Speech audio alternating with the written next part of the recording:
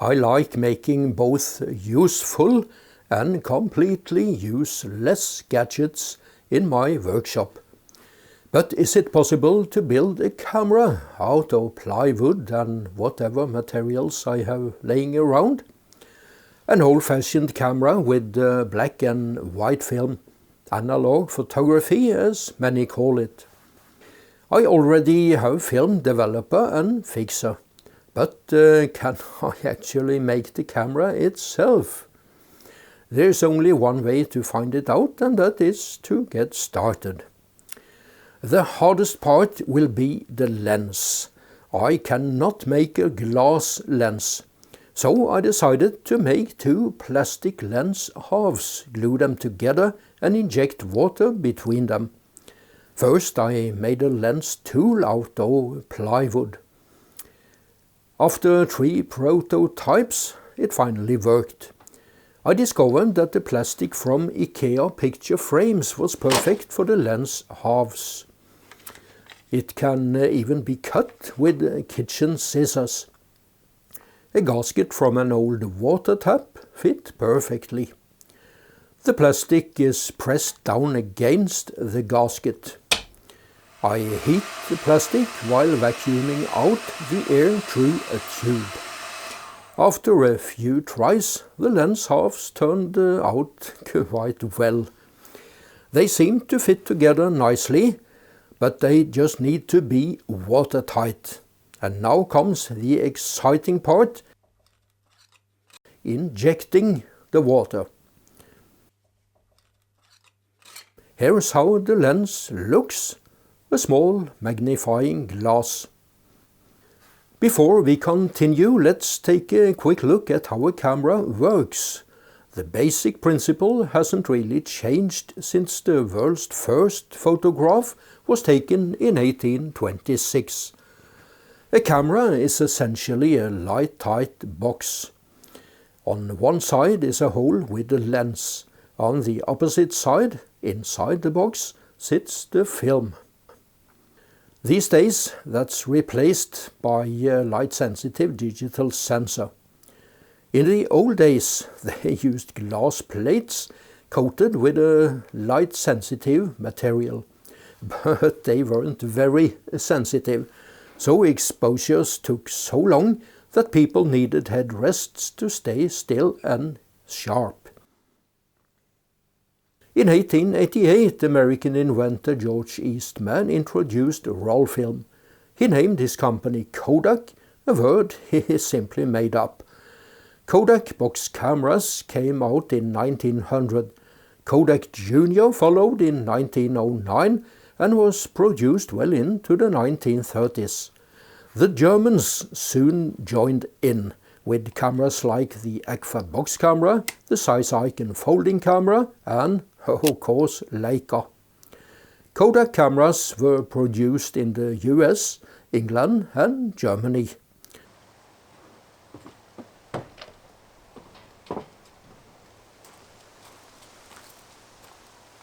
This Nikon camera, I bought it with the money I earned from a summer job as a journalist in 1972. And here is one of my movie cameras. It is still a light-tight box, but the film has been replaced by a digital sensor. Now that the lens hopefully works, we can build the actual camera. I took some photos along the way during the construction. In one of them you'll notice that the subject, my house, is upside down. That is not a mistake. A lens always flips the image. As I mentioned, I'm a big fan of plywood. For this camera I'm using 3mm birch plywood. Here the lens is test-fitted. It took some work to mount the lens in a way that lets me remove it later if needed. Even though you could argue that my projects aren't exactly serious, I still like to do things properly. The inside of the camera is painted black. Here I'm gluing the frame for the ground glass. I used a piece of frosted plastic cut from a box. With the ground glass in place, I can figure out how far from the lens the film must be, so the image will be more or less sharp. Next, I had to make the shutter. I went for the guillotine type, a narrow aluminum plate with a small slit, pulled across the lens at just the right speed. To make the camera light tight, I used some soft furry fabric that one of my sons had bought for one of his projects. After taking my first photo, I realized I needed to step down the lens, in other words, make the opening smaller. And here's the finished camera. It's got a tripod mount, because when the shutter speed is around half a second, the camera must stay completely still. With the help of that black cloth, I actually managed to make the camera light tight. The film holder is made from plywood and cardboard. Simple, but it works. You just slide the film frame into the holder and then insert it into the back of the camera. I cut small pieces from a roll of film, and that has to be done in complete darkness. And cutting film with scissors in pitch dark isn't exactly easy.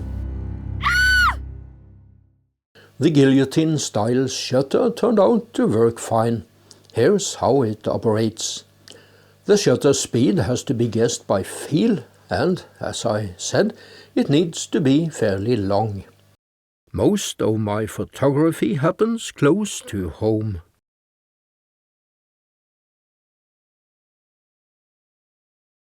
First, I look at the image on the ground glass. In reality, it looks better than what you see here. Once the composition feels right, I load the film into the camera. And you're absolutely right, it is a bit of a process. But with the film in place, I can finally take the picture. Here's my well-used Skoda. The photo doesn't meet any technical standards, but I'm just happy that I can take pictures at all with such a completely homemade setup. I developed the film in my kitchen. First I mix the developer and pour it into a light-tight tank where the film is placed. The developing time is 6 minutes. I turn the tank upside down a few times during the process. Finally, the negatives must be fixed so they can withstand light. Here are some negatives I've taken with the plywood camera and the plastic lens. It took some experimenting before I found the right exposure time. The film is a regular black and white type, ISO 100.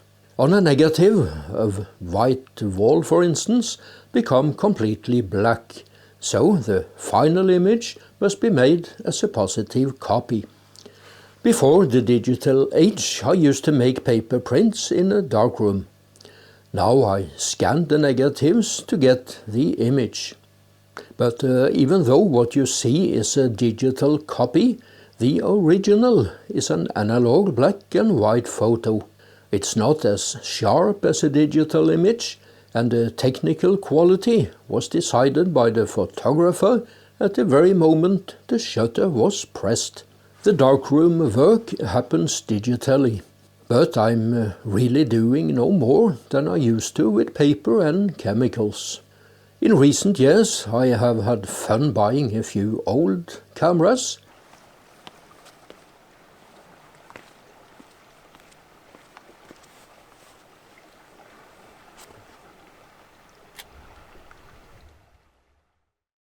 These photos were taken with a German camera the size icon Nettar. It is as old as I am, 71 years.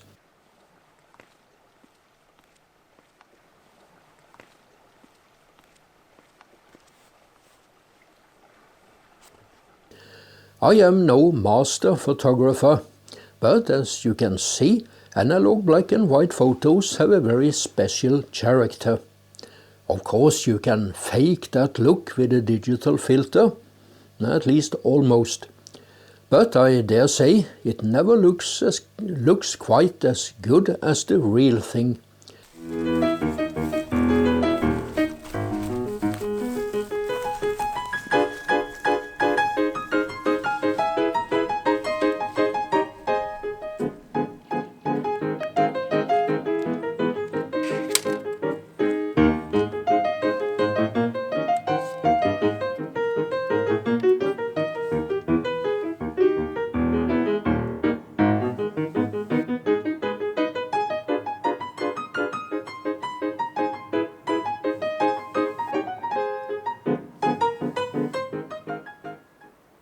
So you might ask, what's the point of spending all this time building a camera, especially one that doesn't even take great pictures?